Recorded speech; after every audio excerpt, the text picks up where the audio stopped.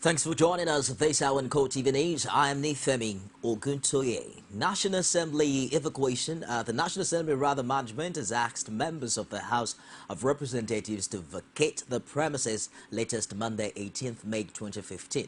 The lawmakers were asked to pack personal belongings out of their offices just 7 days to the end of their tenure. An internal memo from the management conveyed the directive of the 360 outgoing lawmakers. Senior legislative aides and other non-civil service members of staff in the lawmakers' offices reportedly received a similar memo. More than 233 of the current members will be out of the House by June 5, though the memo was addressed to both returning and non-returning ones. One official who did not want to be named claimed that the directive was procedural and meant to prepare the offices for reallocation in the weeks ahead. When contacted, the Chairman House Committee on Media and Public Affairs, Zachary Mohammed, confirmed knowledge of the memo, but he dismissed it as nothing serious. He says that one memo is nothing serious, and he thinks that it has to do with some renovations or repairs that have to be done in some of the offices. The media team of President-elect Muhammadu Buhari has released the official portrait of the former military leader and the Vice President-elect Yemi Osinbajo. This was contained in a statement signed in by Garba Shehu, the Directorate of Media and Publicity. The campaign team, however, noted that from May 29, 2015, the President-elect and Vice President-elect are to be respectively known and addressed as Muhammadu Buhari, President, Commander-in-Chief of the Armed Forces, Federal Republic of Nigeria, and Professor Yemi Osinbajo's son, Vice President, Federal Republic of Nigeria. Former Governor of Lagos State and the All Progressive Congress national leader Ahmed Bola Tinubu says Nigerians will witness tremendous progressive leadership and good governance when it assumed power come May 29, 2015. The former governor, who spoke to journalists at the Benin airport en route to Yamo, Governor Oshomola's hometown, for his wedding ceremony, said change that his party has made its mantra would definitely work. Our Edo correspondent fought in the support. The Benin airport was a beehive of activities as guests from all walks of lives arrived at the ancient town of the wedding of Edo State Governor Adams Oshiomhole. As the aircraft, both private and commercial airlines, jostle for landing space, amidst all of this, the APC national leader Bola Tinubu arrived along with other dignitaries, a few other governors, including the wife of the president-elect Aisha Buhari. They separately assured that progress and development will be the lot of Nigerians when the president-elect assumes office. We can pass for change. We got change. Now it's progress and development, rapid development. And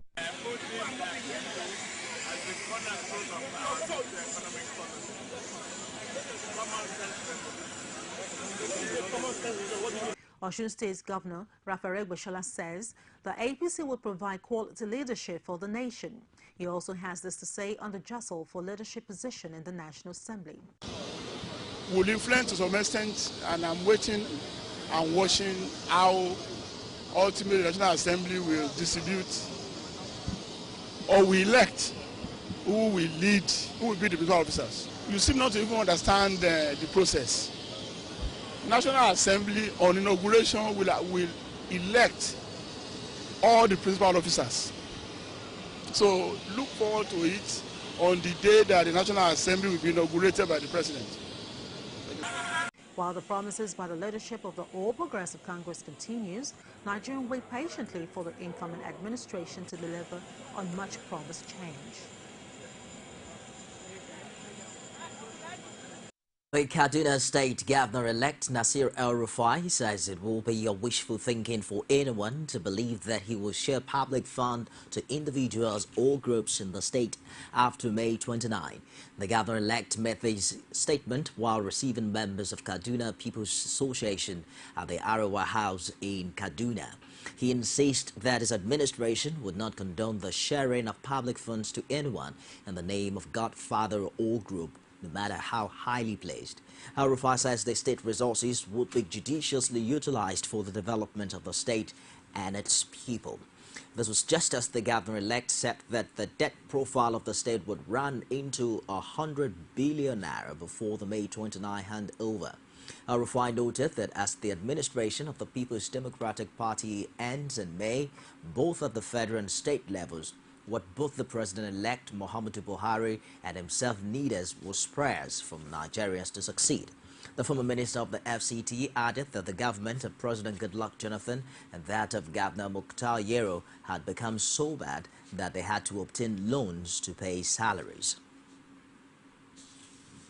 The All Progressive Congress, the APC, in Ekiti State has now accused the state governor Ayodele Fayose of implementing policies that threaten the development of the people. In a statement on Sunday, the publicity secretary of the APC, Taiwa said instead of promoting policies that would take Ekiti people out of poverty, the governor was busy removing the attention of the people from self-sustaining schemes by distributing 1 kilogram rice for one-day feeding need of a family. He argued that timely payment of salaries could help workers to do extra work at their spare time in order to increase their family earnings.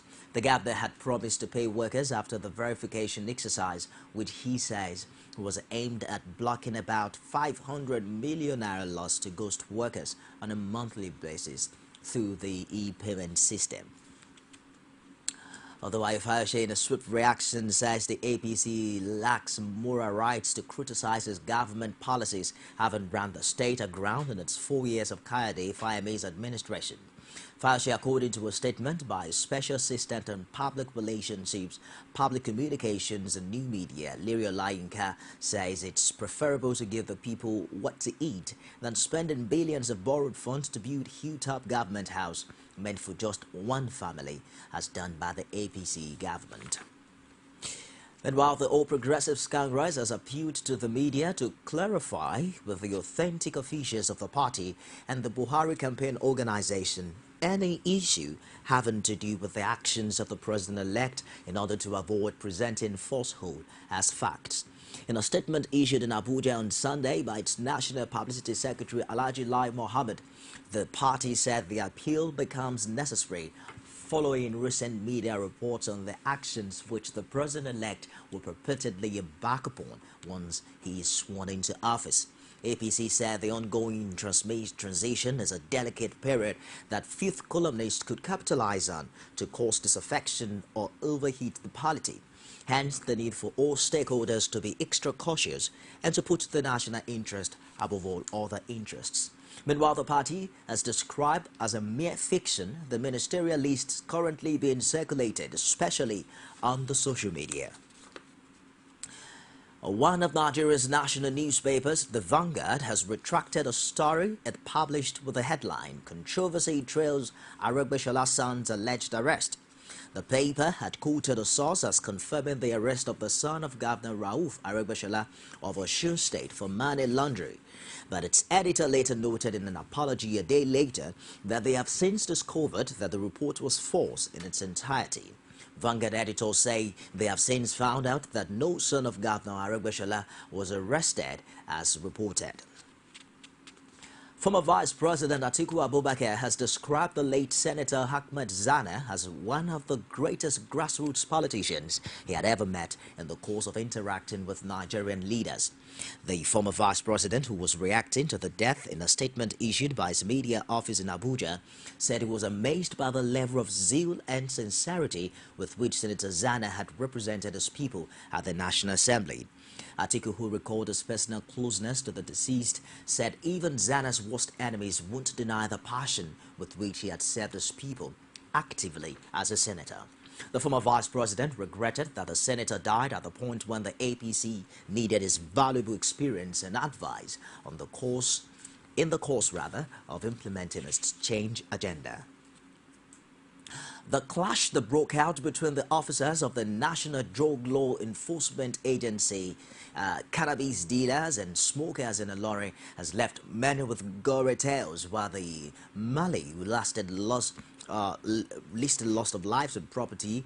But in succor of the affected victims now, the senator representing Kwara Central, Bukola Saraki, has ordered the instant renovation of affected buildings and provision of basic necessities for the affected victims. Our correspondent Rashid has more from Ilorin. The mayhem which ensued between hemp smokers and drug law officials made Idiape, an Ojaba area of Ilorin, hit headlines some weeks ago. With its attendant effect on the people whose property were destroyed, there is practically no one to be held responsible for the damages. But the story of these people changed with the visit of Senator representing Kwara Central, Bukola Saraki, where he ordered immediate renovation of the affected buildings alongside generous donations for the people. Saraki praised efforts of the state government in quelling the crisis, but calls for a special law against illicit drugs and its dealers in whatever guise. And the state government looks as if they are taking all action to ensure that this is maintained, that it's not just a temporary phase, that is permanently restored to this calmness in the town. And I think on the basis of that, whatever needs to be done, whether it's law or is data executive action, I'm sure the state will do that. We will support anything that will ensure the sustainability of this level of peace and sanity in our environment. Saraki also charged parents to raise their words in godly way so as to be useful for the society rather than being a burden. It is responsible of parents to see that we must ensure that our children understand that in Kwara here is a peace-loving environment. These actions are not actions that we're used to, that we're accustomed to, strange to us. And as such, we have the responsibility to ensure that our children behave in a manner that is acceptable. Though peace has since returned to Ojaoba and Ilorin in general, but the fight against hard drugs and hemp smokers is definitely far from over. Rashid, CoreTV News, Ilorin. You're watching CoreTV News on the hour live from Lagos. We'll be back with more stories after now. Don't go away. Women share the most amazing thoughts on national issues, and they do it passionately. For most men that are educated, that are exposed, will see nothing to it. The population and the level of poverty made me cry.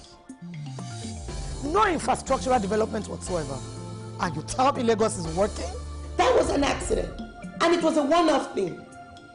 Other than that, there has never been any situation in Nigeria where a Nigerian attacked anybody just because of where they came from. Sharing the adorable word of women in politics every week, only on CoreTV News. Welcome back. You can get all of our top stories on any of our social media platforms. On Facebook, it's facebook.com/CoreTV News. Our Twitter handle is at CoreTV News NG, and we're streaming live on YouTube. It's youtube.com/CoreTV, _ and news. The primate of all Nigerian Anglican Communion, Most Reverend Nicholas Oko, has urged Nigerian women to always live a healthy lifestyle to enable their bodies cohabit with a spiritual life. Oko made the call in an interview with the News Agency of Nigeria.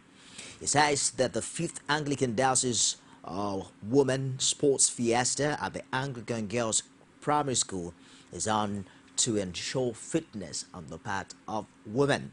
The Anglican primate noted that the spirit and the body must cohabit for there to be a balanced person. Oko urged the women not to end the exercise with the annual Women's Sports Fiesta, but to ensure that they continue at home other forms of exercise with their husbands and children. The Nigerian Civil Security and Civil Defense Corps (NSCDC) has auctioned off a truck seized from oil bunkers for 3.9 million naira.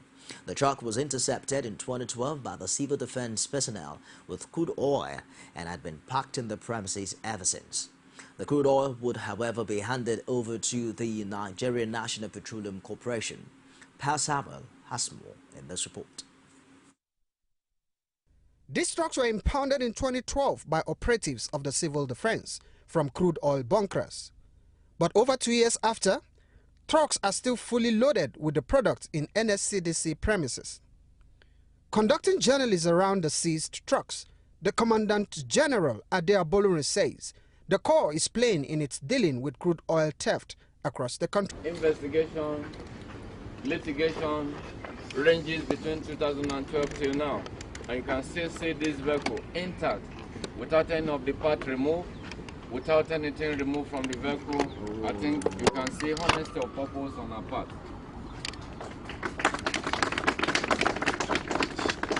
Not the one that you will say they arrested, they have investigated, and when you got there, you just met parts that you saw on ground. So you can see, let's do it once more. To ensure that the bidding process is transparent and devoid of doubt, no member of the committee is allowed to bid for any of the items. None of the members of this committee is interested in any vehicle. None of us has so far bought any vehicle. None of us has so far benefited from any product being impounded upon and forfeited to the federal government. They are here, all of us are here, they are going to be auctioned. Anybody who's interested, it is now available. It is now for him to come and say, I am interested. After that, it was then time for the auctioning proper. But first, the auctioneer reeled out guidelines to bidders. Since we have started, it is public auction. We are going to start right away. It goes to the highest bidder. Frivolous bidding will not be entertained. Arbitrary bidding will not be entertained.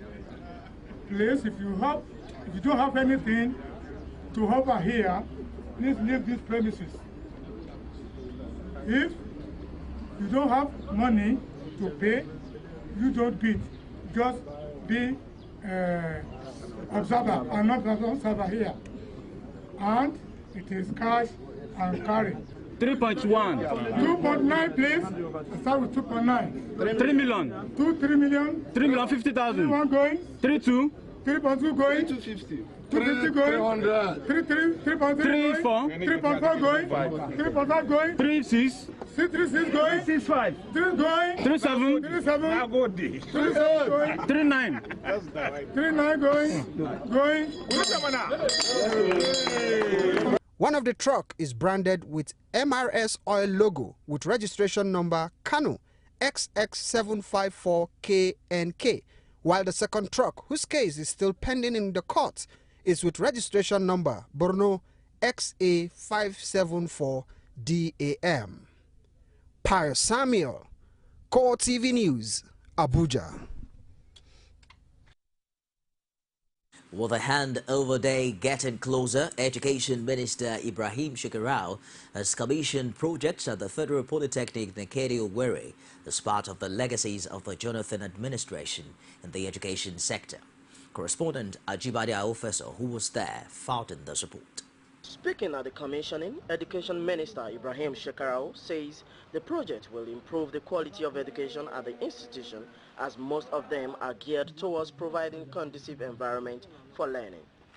This is in line with the vision of the government of Goodluck Ebele Jonathan to encourage management to initiate and execute projects through internally generated funding. We pray God to bless this project. May He grant us many more years of similar services. Thank you. Some of the commissioned projects were buildings for the staff to serve a variety of purposes, as well as classrooms, departmental offices, and road network to some parts of the institution.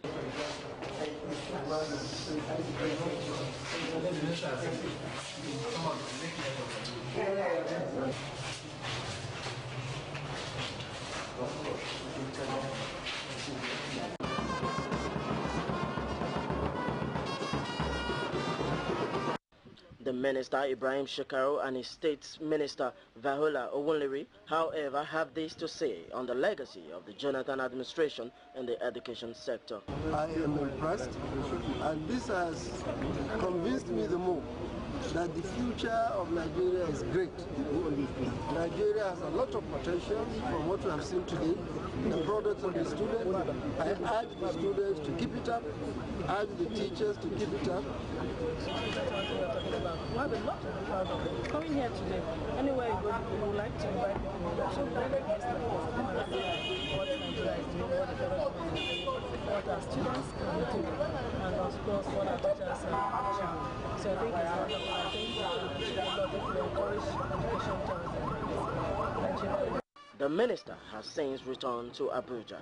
Ajibade Awofeso, CoreTV News, Owerri.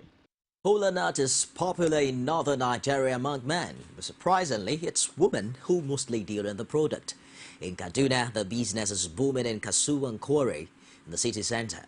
Amina Navy has more on the kola nut business in this report presented from our studio.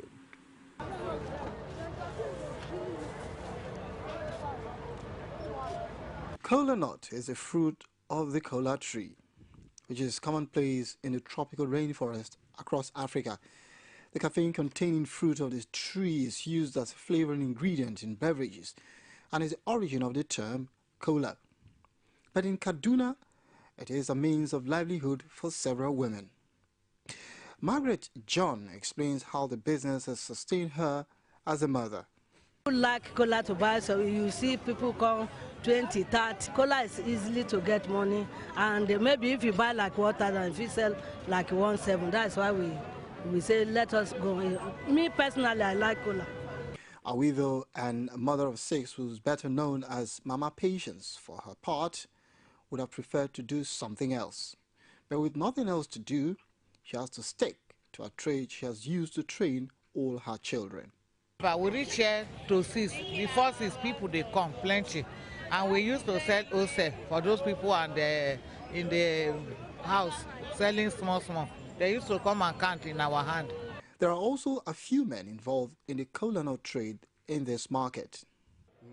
Nut is my business, and so far I can see that a lot of people like kola. Surprisingly, this woman who deals in the product would not advise people to eat kola on a regular basis. Hey, kola nut, I even have it in my village, but I don't used to eat it too. But it's just that I eat it, I don't even, kola nut used to purchase, so I didn't welcome kola nut in my own heart like that too.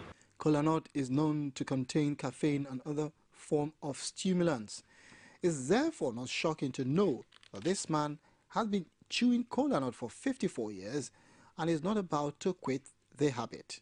At the age of 5, each time my mother bring kola nut in the morning, she will divide it, she will give my own part. I will eat and then drink a big cup of water. And that will take me till 2 o'clock afternoon before I can break my fast. It's good to my health because I am 59 years now and I've been eating it for the past 54. But what he is not prepared to accept is the side effects. Meanwhile, a medical doctor explains some of the downside of chewing kola on a regular basis. Bitter kola, taken moderately, is supposed to enhance some of the systems you have in your body, even associated with some of arthritis and all that. So it's more beneficial in taking in liberal form, and like it's in a form of a medicinal form. But the extras, the confirmation of that is still ongoing on the research. Unlike the kola nut, as I say, is also a fruit, but essentially kola nut contains 3 major stimulants, commonly the ones that we call caffeine. It's just like you take coffee and all that, so it contains stimulants. In spite of these health implications, the age-long tradition of chewing kola nut and the trade in northern Nigeria is not about to end soon. Outside Nigeria now, Iran-backed Shia militias have been ordered to recapture the Iraqi city of Ramadi seized by Islamic State. Militants reports say about 500 people are estimated to have died in several days of fighting in the city. which lies only 70 miles, that's about 112 kilometers west of the capital, Baghdad. And that wraps it this hour on CoreTV News. Do join us again at the top of the hour for more. I am Nifemi Oguntoye.